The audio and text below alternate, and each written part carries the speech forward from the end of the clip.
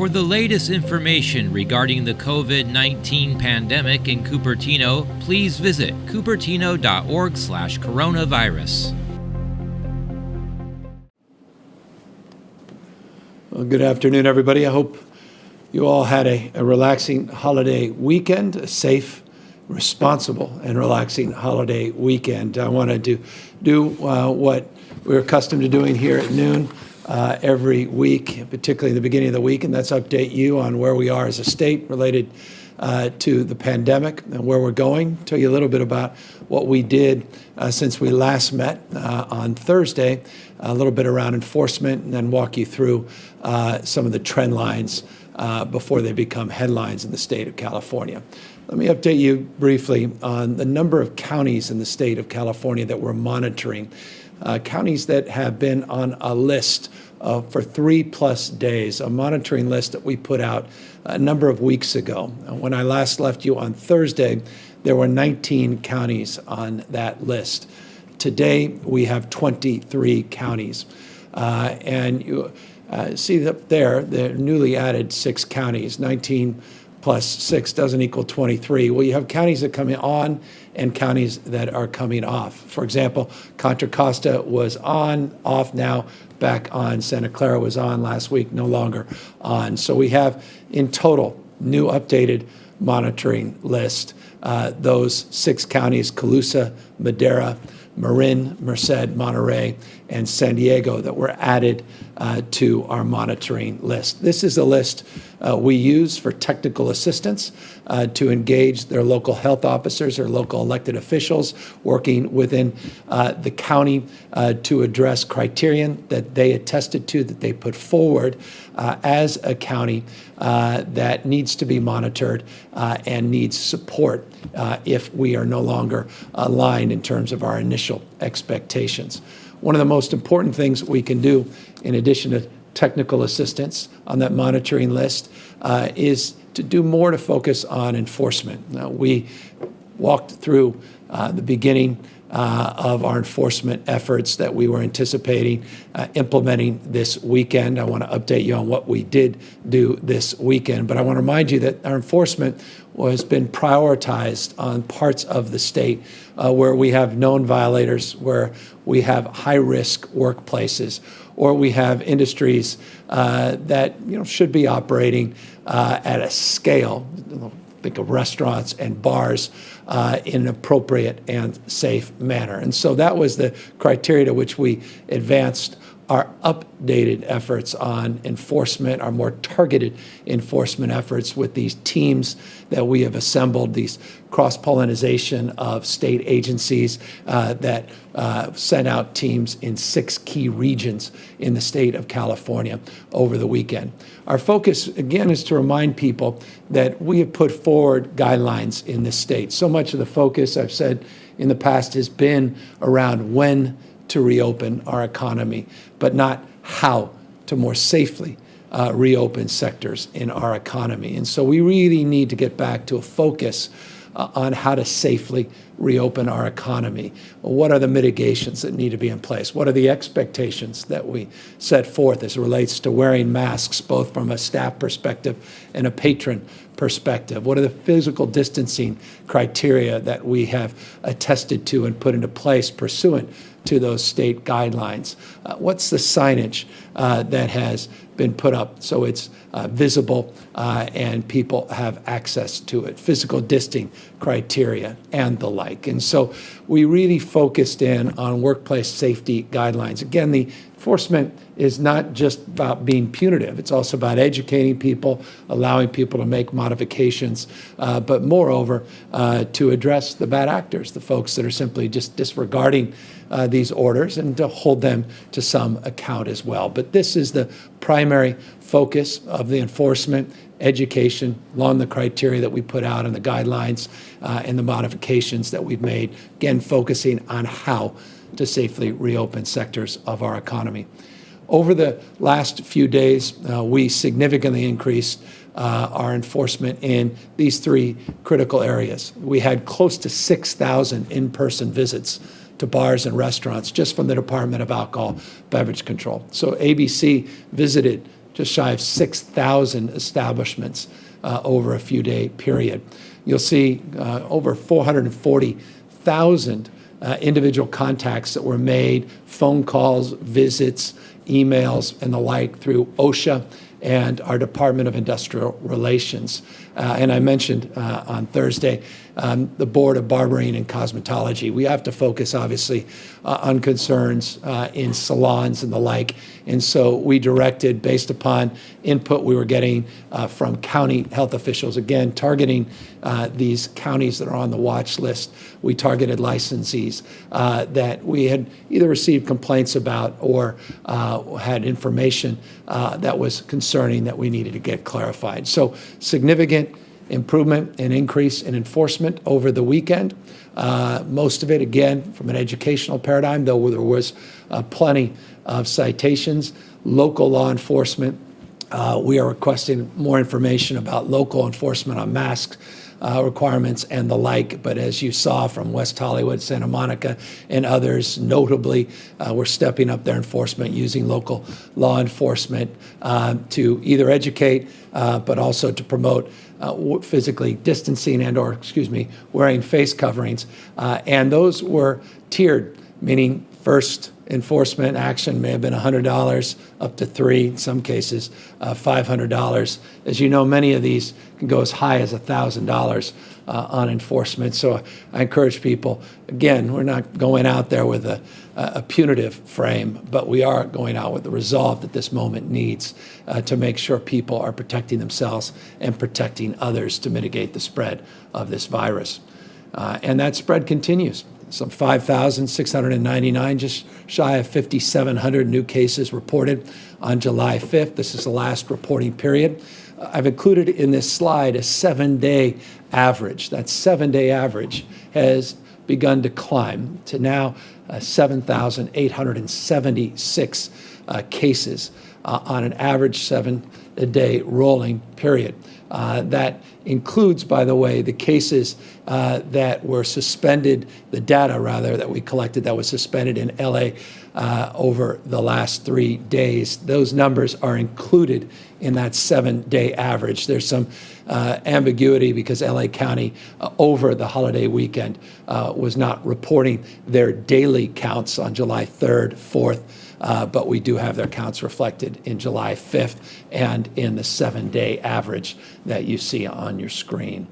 The ongoing positivity rate, with an average daily number of tests now increasing in excess of 100,000. In fact, we tested 127,000 people on Saturday, which was a record number of people that we've tested, now averaging 104,000 tests over a 7-day period. Testing's going up, and the positivity rate, not just the total number of positive cases in the state of California, also going up. The positivity rate over a 14-day period is now at 6.8%.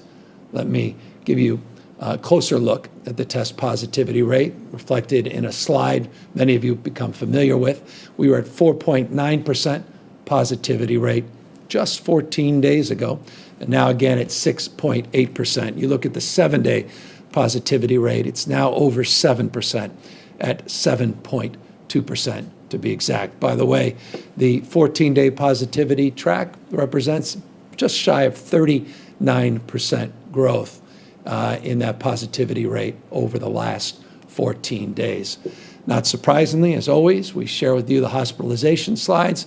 When you see a positivity rate increase, you're likely to see a hospitalization rate increase. This slide represents the increase over a 2-week period, now to 5,790 individuals that we have hospitalized for COVID-19. This represents a 50% increase over a 14-day period. As hospitalizations rise, we obviously focus in on our system capacity, our healthcare capacity. That number has been fluctuating from a low going back a month ago of around 6%. We've been averaging around 7%. It just increased to 8% of our total hospital beds. You can see we still have ample hospital capacity in our system, but we're monitoring this obviously very closely. And these are, as always, numbers in the aggregate.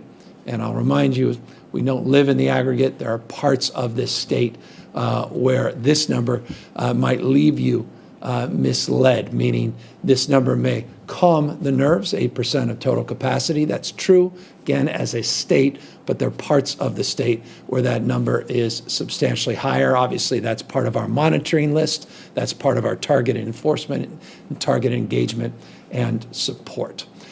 Hospitalizations rise, invariably we'll start to see ICU admissions rise. Though I will say it was nice to see that ICU admissions went down modestly in a 24-hour period, went down 0.3%. But this slide says tells another story over the course of the last 14 days. It's gone up 39% over a 14-day period. Total number of people in ICUs at 1,706.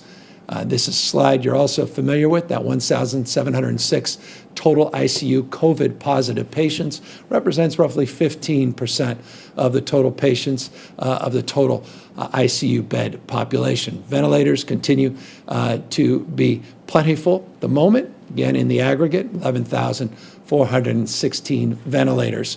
But again, ICU numbers are always of top concern.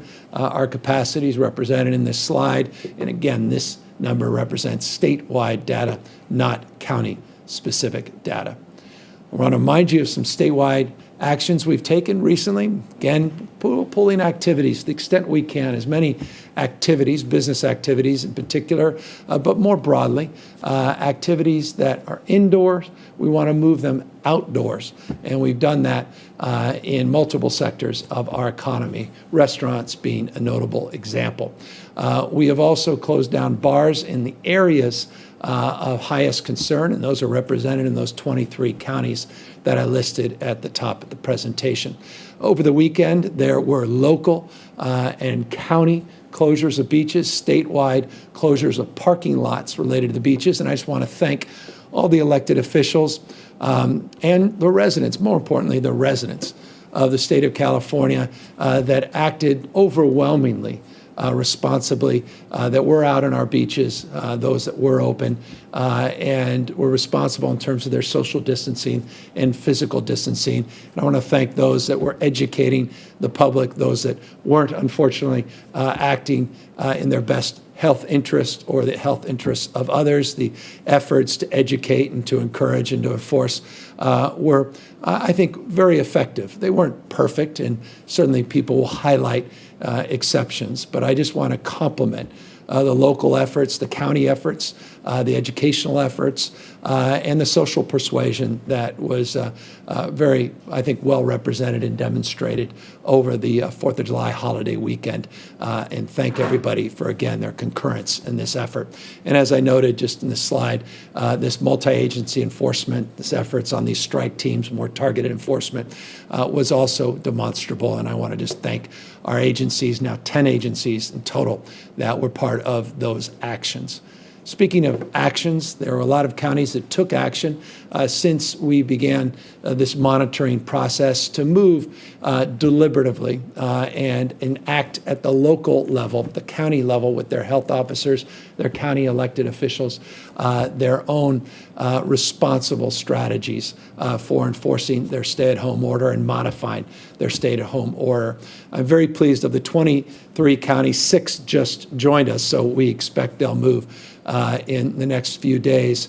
13 have issued local orders. 3 said, Riverside, San Bernardino, and Kern just said, we will submit to the state orders. And just got a call literally seconds before I came on air that Glenn County just acted. So we're not waiting action from Glenn. We want to thank the elected officials and the health officers and the city managers for their work there as well. So everybody is moving. They're taking action. They're being responsible.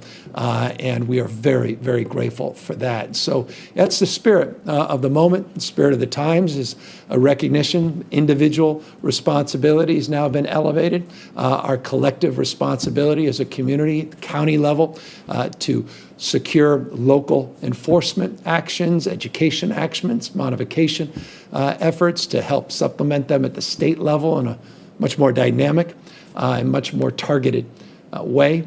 And again, just encouraging everybody to do the kinds of things that are foundational and fundamental to mitigating the spread of this disease. I'll remind you, we did an incredible job collectively as a state. 40 million of you did a remarkable job to move aggressively early, the first state to move forward with stay-at-home orders.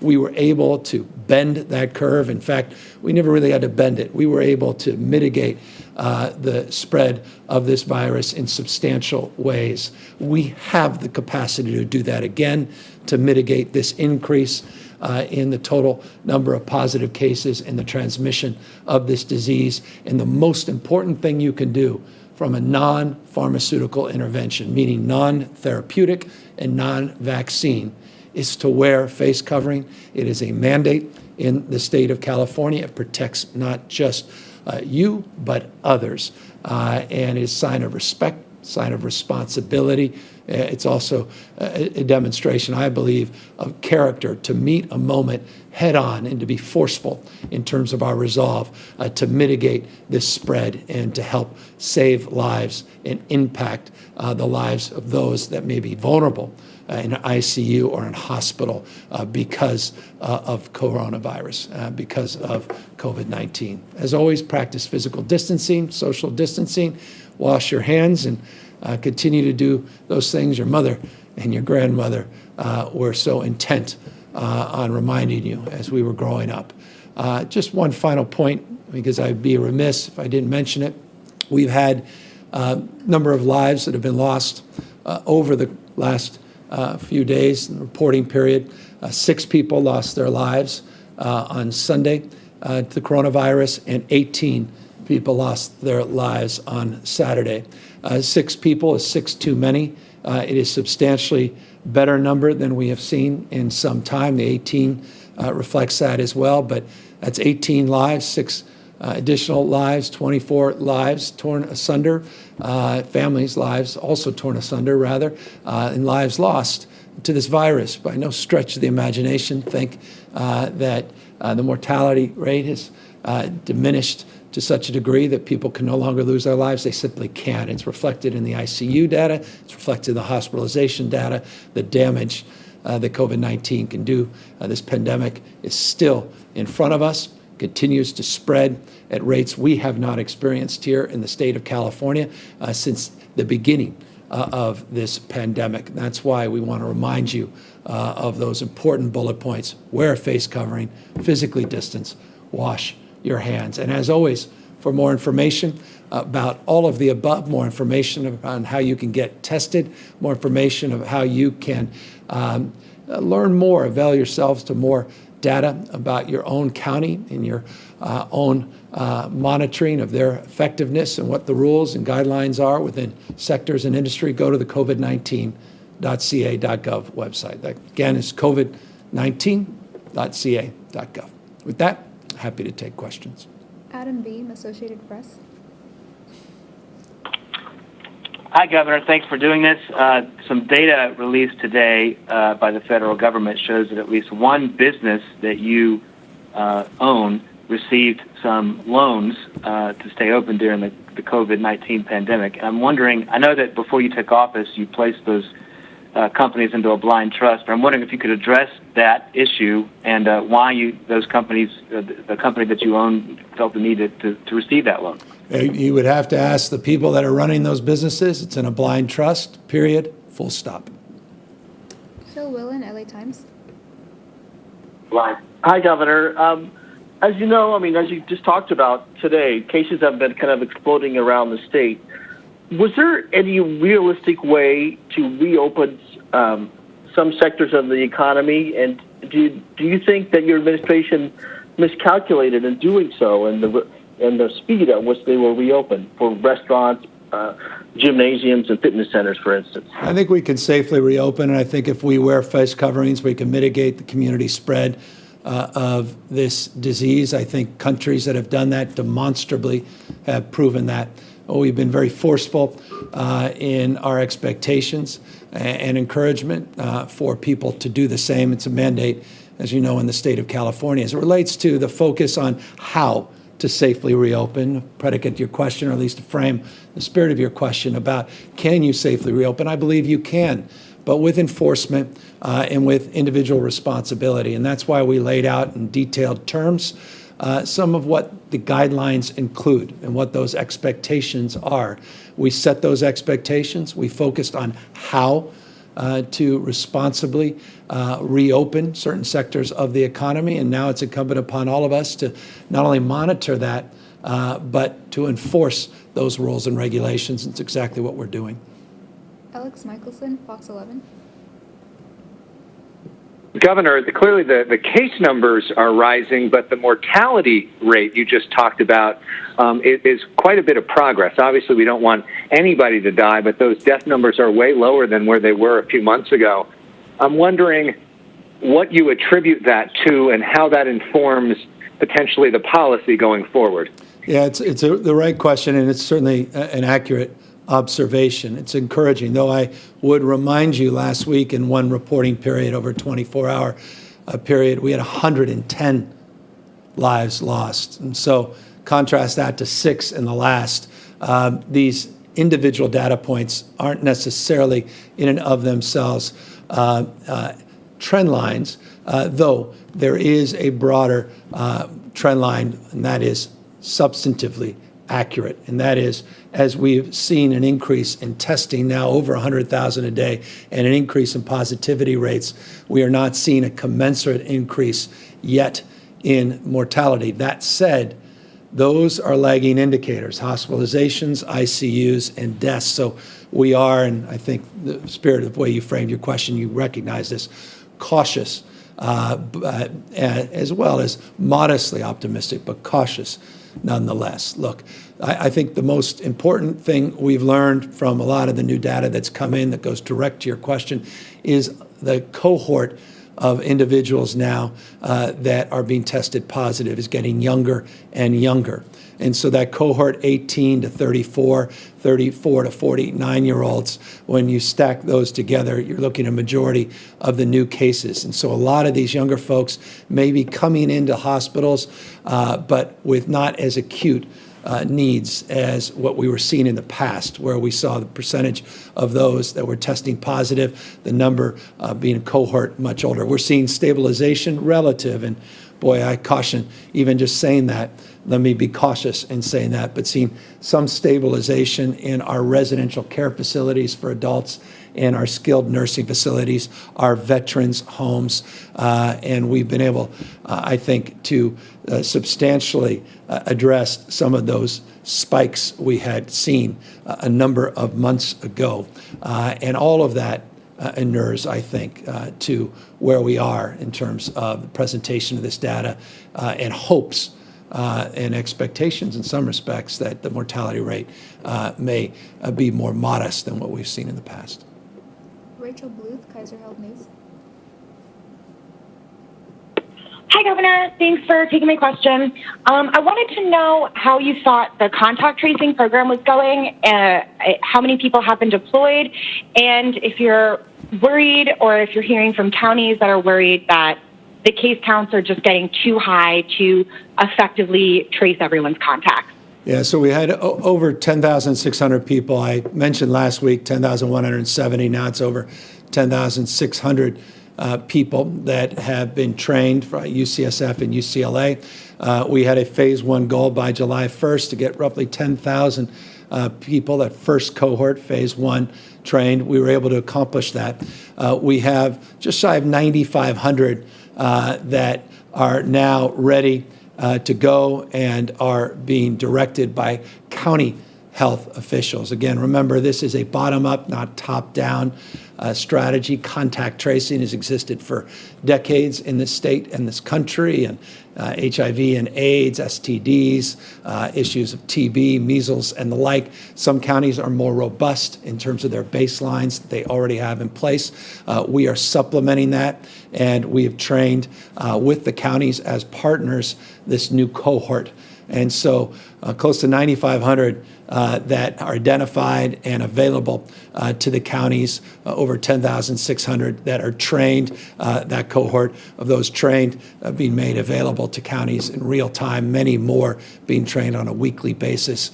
And we want to continue to see more contact tracing. We're doing PSAs in a culturally competent way with trusted messengers. I showed you PSAs for the mask wearing requirements in the state, but we've also been doing a lot of PSAs on contact tracing, particularly in communities where there's still a little bit of nervousness, to be fully candid with you, of a member of a state government or local government, or for that matter, even federal government's making a phone call. You can imagine diverse communities. Let me be more specific. The Latinx community, we've got to do a lot better in terms of getting the right messengers to give people confidence that their information will be maintained as confidential, will not be shared with federal authorities, and it's in their public health interest to participate in the contact tracing. So a lot of work in that space. Your questions inspired me to perhaps give a more comprehensive update, which I'm going to do in the next few days, because I think this deserves more attention and more illumination as it relates to our outreach efforts and how to make contact tracing even more effective. I'll take advantage of using this also as a PSA of sorts in the next few days by providing more information to you. Carla Marinucci, Politico. Hi, Governor. My question is about San Quentin. As you know, there were no cases there until the end of May, until a transfer from the California institution. Now you've got 1,400 incarcerated and more than 150 employees. Staff and volunteers are relating conditions that they say are inhumane, that these prisoners are being isolated in solitary, etc. Are you considering an on-site visit to this prison to see these conditions for yourself? And what are your specific plans to address what one epidemiologist is describing as a Chernobyl situation there? Yeah, we've been working on this every single day for the last 3 weeks. When I say every single day, yesterday, Saturday, Friday, Thursday, there's no break, there's no holidays. It's a top priority for our administration. We currently have 2,445 prisoners at CDCR that have tested positive for COVID-19, a prison population north of 110, 120-ish thousand. But we do have 2,445 people have tested positive. You rightly, though, have pinpointed the area of top concern, though not the only concern in the system, and that is San Quentin, 1,388 individuals that have tested positive, inmates in that prison. We have decompressed that prison since March 1st from 4,051. We have a plan to bring it down to 3,082 in the next few weeks. I'm going through individual by individual, people with medical needs that are acute, people we are fast-tracking and expediting parole review and individually reviewing those cases in order to move people forward. We're working with probation and parole to expedite the identification of housing. You don't want to just send people out into park benches into homeless shelters. We've got to make sure that we responsibly move people out, but with a deep sense of urgency, because you're correct. We had in late May, we had prisoners transferred from one prison, Chino, into San Quentin. They should not have been transferred. The receiver, the federal receiver, has been in place since 2006, made that abundantly clear. And I appreciate the receiver recognizing responsibility in that respect, and accordingly today made an announcement on a personnel change as it relates to the medical officer being replaced. And I am very encouraged by that being a first step in the actions we can take to collectively address this. As I said, it's not the only prison of concern. Vacaville, other prisons are continuing to be of top concern. But we saw flare-ups. I've been very transparent with you and others in presentations going back a number of months. We saw increases in Lancaster. We saw a substantial increase in Chino. We were able to get our arms around it. And it's a way of expressing this. The protocols, the process, the procedures we put in place to mitigate the spread when we saw a flare-up, Chuckawalla and other facilities over the course of the last few months. We're engaging in similar activities here, but with a deeper sense of urgency, much more comprehensive approach, an incident command team that we posted up and at San Quentin, multi-jurisdictional incident command team. We're identifying decompression strategies that include transferring prisoners in a safe and responsible way, but not cohorting them with others in facilities in Kern, Wasco, looking at all their alternatives in Alameda County. I could go through robust details with you in nuance and specificity because it requires nuance and a very specific frame of mind and engagement to address this legitimate concern, crisis we have at this site. And so know that it is our top focus and priority, and every day we are working to move more and more of our most vulnerable population into an environment that's safe and or back in an expedited and responsible sense, back into the communities along the protocols and processes that you've become familiar with, that we engaged in the beginning of this pandemic, where we are near the end of a term and we can responsibly adjudicate risk factors and promote and provide support outside of those prison facilities. Scott Rod, Capital Public Radio. Hi, Governor. Thanks for taking my question.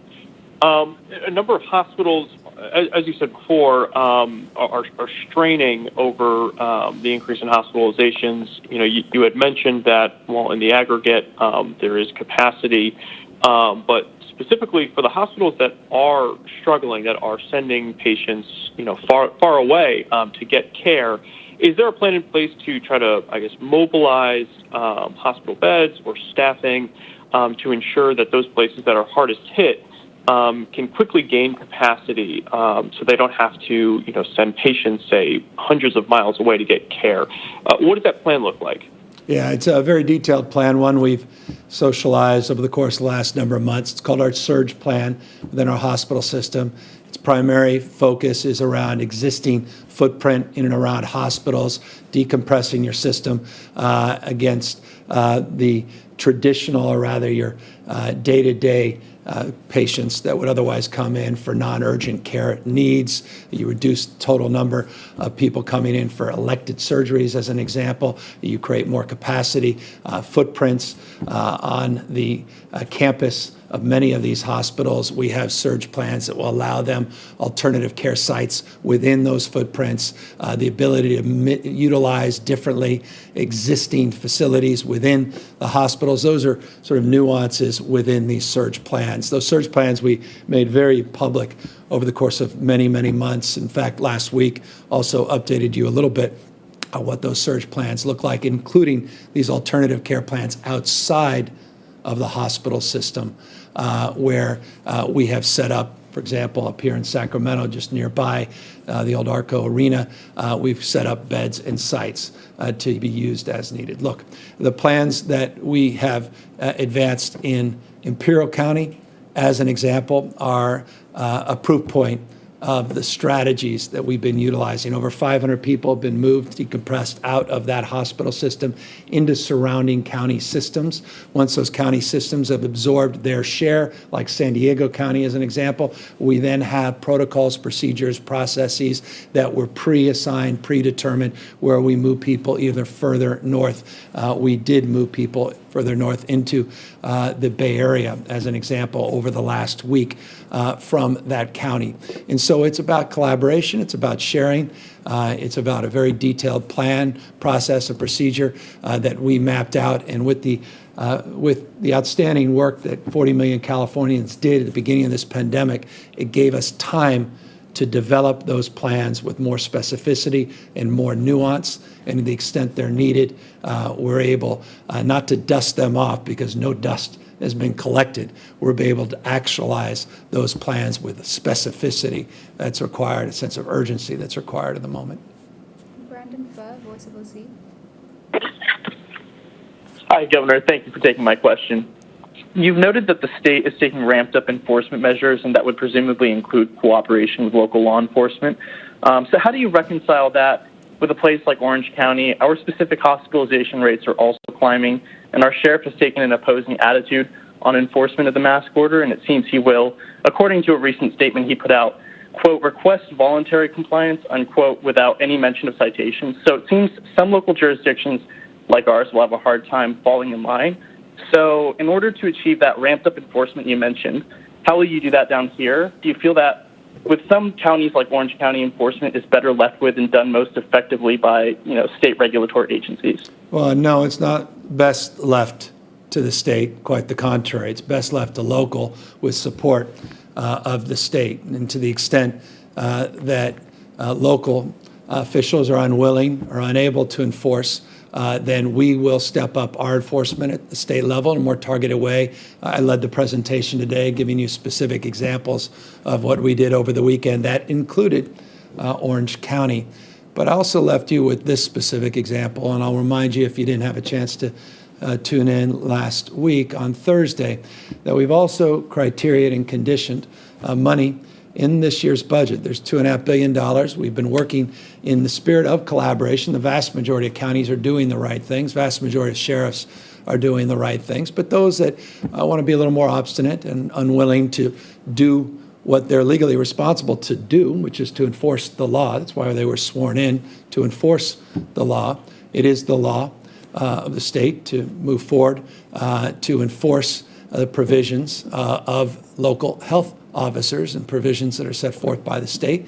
If they choose to not do that, we have made contingent over $2.5 billion, or specifically $2.5 billion in the budget, that we will make contingent upon performance. If they're simply unwilling to do it, then we will redirect those dollars to communities that are.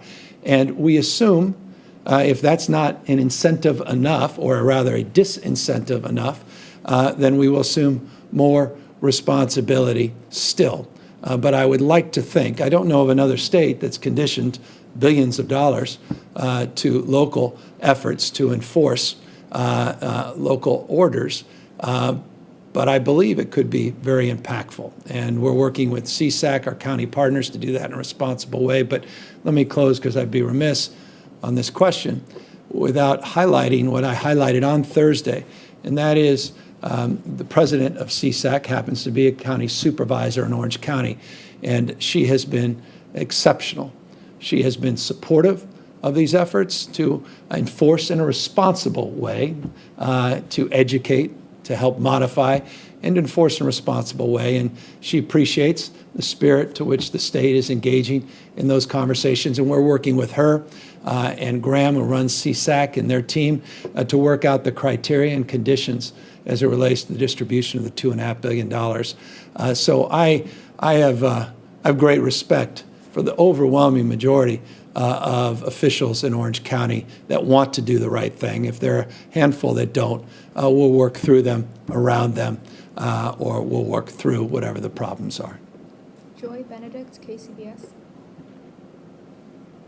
Hi, Governor. Happy Monday. Thanks for taking my question. Mine is also about enforcement. Earlier, you had mentioned that there were about 6,000 businesses that were visited by the ABC. Do you know how many of them were cited? And if so, what were they cited for? And do you have a plan to continue that in the future? Yeah, we do have a plan to continue it. We're continuing on a daily basis. We're continuing to monitor these 23 counties with targeted specificity of enforcement. That will continue. It wasn't just one-off. Though this weekend, I do confess, there were stepped-up enforcement efforts out of concern for the mixing that would have otherwise occurred had we not collectively as a state at the local, county, state level done more to educate and encourage people to modify behaviors in a more responsible way. Here's the good news. Remarkable. Those were in-business visits. And there were only a handful of citations because the overwhelming majority of people were doing the right thing. And I want to applaud that. The overwhelming majority of restaurants, the overwhelming majority of bars that were allowed to open on the basis of the amount of food and meals they provide. Again, there's different licenses that are still there's still opportunities to still promote or rather operate businesses that have unique licenses. The overwhelming majority of them were conducting themselves outstandingly. So the last count, we have 52 citations. I don't have the details of every one of those 52 in terms of the specifics. We'll provide them to you. But I was very encouraged by the team that came back and said that even if people were out of compliance, the engagement got people back into compliance very quickly. And that's the spirit to which we are engaging in this level of enforcement. It's to modify, it's to fix problems. It's not to penalize businesses that are struggling already, but those that simply could not modify or are unwilling, absolutely, they need to be held some account, and that's what those citations represented. Final question, Alexei Kosef, SF Chronicle. Alexei Kosef. Hi, Governor. I wanted to return to this, the rising number of cases among younger people. Do you know what, or has the state been able to identify what is leading to that increase, and is it a cause for concern for you that you're seeing that increase now in cases in younger people? And separately, have these outbreaks in the state prisons put a strain on the hospital system in some of these communities where the prisons are located? Yeah. Let me take the latter part of your question. That's certainly the case. We've long-standingly had a relationship, San Quentin, with Marin General Hospital. It certainly put some strain on Marin General in particular, and that's why we have been working with St. Francis Hospital in San Francisco and looking Seton down in San Mateo County to absorb some of that responsibility. We're also looking, you look at San Quentin, it's really a campus. It's not just a one-off prison. Almost operates its own small city. It has old facilities on site. We have teams of people now on site repurposing some of the older facilities and looking at strategies to cohort individuals and to treat individuals so that we can mitigate perhaps some of the burden outside of those gates on the rest of the system. But certainly that's something we're watching, and we have, as part of our incident command, the county as part of that cohort of command unit that's working to address issues in real time to make sure that we have a collaborative spirit so we can absorb those that may need medical care. The vast majority of people don't, but those that do, to make sure their needs are met. As it relates to the younger cohort, this follows trend lines that you've seen across the country. Not surprisingly, the young invincibles, as we refer to them. Young folks that just feel they are invincible, that just don't feel it's going to impact them, and if it does, it's not a big burden.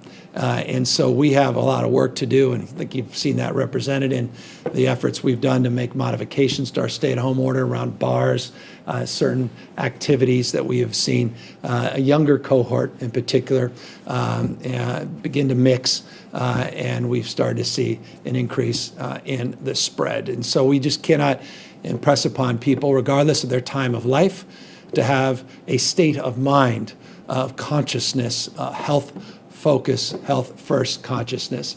Even if you're young and feel you're invincible, someone you may come in contact with, if you're pre-symptomatic and you still feel no symptoms, you can potentially spread that disease to someone who may have a compromised immune system. And so you don't want to dream of regretting, you don't want to learn about something like that and live with that the rest of your life. And so I think it's just about education. It's about more encouragement and, yes, more targeted enforcement. Again, enforcement in every way, shape, or form.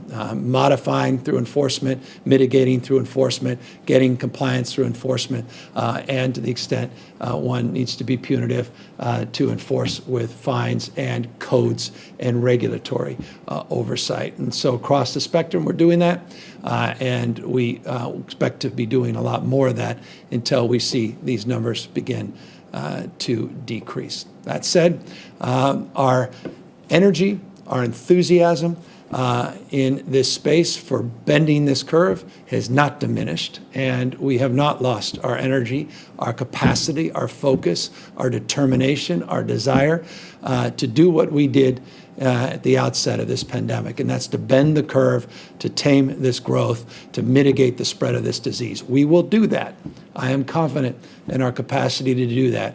More targeted focus, more energetic engagement. We'll deal with these hot spots within congregate settings. We'll focus on the most vulnerable, not just in our prison system, but also our homeless and our seniors and our vets. We'll see to the same energy in our skilled nursing facilities and our residential care facilities and the like. And I just encourage all of you, as is the case at every one of these presentations, to do your best to do the same. Wear these face coverings, practice physical distancing, and until we meet again tomorrow, have a wonderful, safe, and healthy day, evening. Take care, everybody. For the latest information regarding the COVID-19 pandemic in Cupertino, please visit cupertino.org/coronavirus.